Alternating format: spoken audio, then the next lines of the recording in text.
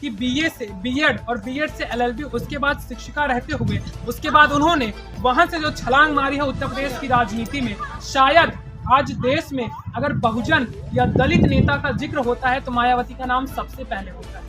तो एक बार नहीं, दो बार नहीं, 4 बार उत्तर प्रदेश के इतने बड़े सूबे के मुख्यमंत्री बनना शायद अपने आप में आपको गर्वान्वित करता होगा। ये अपने समाज के लिए, दलित के लिए, आदिवासियों के लिए अगर मैं इस समाज में, इस सदन में आवाज नहीं उठा पाती हूँ तो मुझे इस सदन में रहने का कोई अधिकार नहीं है। मैं मौजूद हैं डॉक्टर भीमराव अंबेडकर पार्क में, और बाबा साहब का एक संदेश था कि जिस समाज से मैं आता हूँ, जिस समाज में मैंने प्रयास किया कि वो समाज अगड़ा होकर वो कार्य करे, उसमें मुझे काफ़ी प्रयत्न करने में, काफ़ी तकलीफ़ों, काफ़ी समस्याओं, काफ़ी पाबंदियों के साथ मैं उस समाज के लिए लड़ता रहा। हम इनसे जानने की कोशिश करेंगे बाबा साहब के बारे में, हम इनसे जानने की कोशिश करेंगे मायावती जी के बारे में, क्योंकि आज 15 जनवरी को मायावती जी का जन्मदिन है। इससे जुड़े हुए कुछ ऐसे तथ्य हैं जो शायद लोग नहीं जानते। अगर आप शेयर करना चाहें वो क्या होगा? देखिए, बहन कुमारी मायावती जी की बात करें, इस समय में लोग कहते हैं कि बहन कुमारी मायावती जी स्क्रिप्ट देख कर पढ़ती हैं, ना भाषण वो देख नहीं, मतलब बिना देखे पढ़ नहीं पाती। तो उनके बोलने का तरीका है खटिया है, ऐसा वो कहते हैं लोग यहाँ के। लेकिन मैं बता दूं कि बहन कुमारी मायावती जी जब सदन में बोलती थी अपने समय में, इनसे ज्यादा ललकार कोई भी सदन में नहीं बोलता। जो आज के समय में समाजवादी पार्टी के कुछ विधायक है, जैसे राजनीति सोनकर, दीपक यादव, ये लोग तो आज के समय की हैं, लेकिन मायावती जी उस समय में बोलती थी और सदन में ललकार देती थी। चाहे वो महिलाओं की बात हो, चाहे बहुजनों की बात हो, दलित, पिछड़ा, आदिवासी, सबकी बातों को सदन में बेबाकी से बहन कुमारी मायावती जी उठाती थी। उनके भाषण को मैं आज बताता, वो जिस तरह बोल रही थी, शायद ही कोई और नेता या विधायक या सांसद बहुजनों की आवाज को सदन में उठाता होगा। मैंने उन्हें सुना और उनकी बातें मुझे इतनी अच्छी लगी, और मुझे वही ख्याल आया कि कैसे लोग कह देते हैं कि बहन कुमारी मायावती जी स्क्रिप्ट देख के पढ़ती है, भाषण देख। मुझे ये चीजें बहुत बेकार लगी। सदन का जिक्र किया है आपने, तो शायद याद होगा राज्यसभा की जो सदस्यता है उससे बहन कुमारी मायावती जी ने इस्तीफा दे दिया। उसका मूल कारण अगर ये देखा जाता है, इस्तीफा देने की वजह कि सदन में वो सहारनपुर की घटना का वो जिक्र कर रही थी।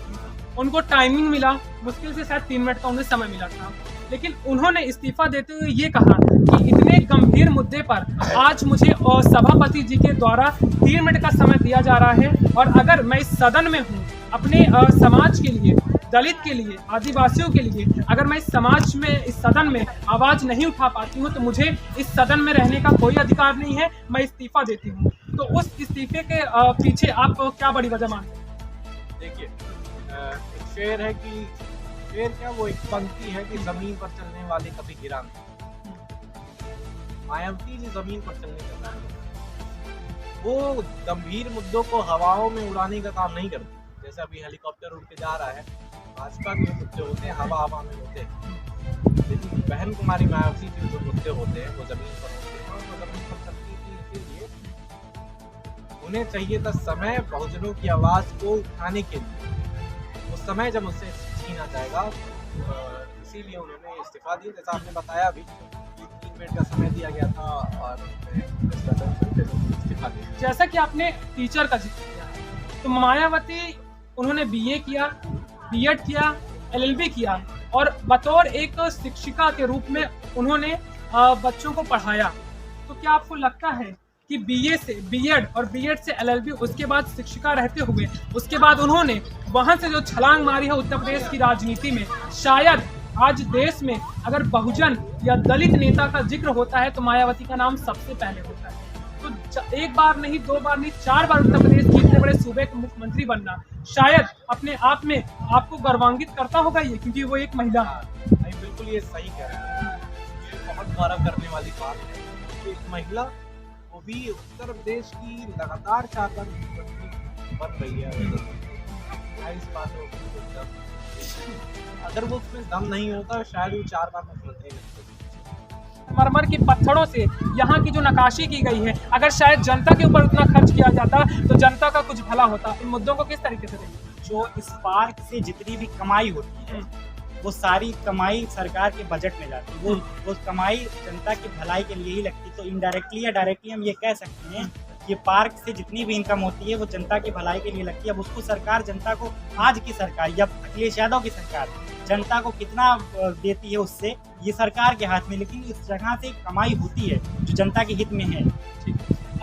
जब आपने यहाँ पर मायावती की बात हो रही है तो शायद यहाँ पर जो बहुजन समाज का उभरता हुआ एक सितारा हम कहेंगे चंद्रशेखर आजाद, उनके ऊपर आरोप ये लगते हैं कि वो मायावती का वोट काट रहे हैं, क्योंकि वो भी पिछड़ों की राजनीति करते हैं और मायावती भी पिछड़ों की राजनीति करती हैं। तो जब दो नाव पर खड़े होंगे तो शायद वो नाव मझधार में जाएगी। और आपने ये भी सुना होगा कि बात वसूलों पे आए तो टकराना जरूरी है और जिंदा हो तो जिंदा नजर आना जरूरी है। तो शायद भाजपा जो बसपा है वो जिंदा है जमीनी स्तर पर। बसपा फिलहाल तो थोड़ा सा उसका ग्राफ गिर रहा है, थोड़ा सा वो जो है अभी फिलहाल विपक्ष में कमजोर नजर आती है। लेकिन चंद्रशेखर आजाद अगर वो मायावती जी के साथ गठबंधन कर लेते हैं तो फिलहाल यकीनन बसपा एक मजबूत स्थिति में उभरेगी।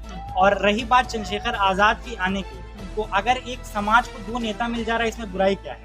अगर दो लोग एक समाज की आवाज उठा रहे इसमें बुराई क्या है? अगर वो लोग गठबंधन कर लेते हैं तो ये बहुत अच्छी बात है दलितों के लिए, जो भी मायावती जी को पसंद करते हैं। मायावती जी जिसके लिए आवाज उठाती हैं, चंद्रशेखर आजाद अभी जिसके लिए आवाज उठा रहे हैं, ये उनके लिए बहुत अच्छी बात है कि उनको दो आवाज मिल गई है। अभी तक मायावती जी आवाज उठाती थी, अब चंद्रशेखर आजाद भी आवाज उठा रहे हैं। तो अगर ये दोनों को साथ में आना पड़ेगा, दोनों को साथ में लड़ना पड़ेगा, फिर से अपने समाज के लिए अच्छा। पर्सन नदीम के साथ समीर अहमद हाशमी, खबरी अड्डा, लखनऊ।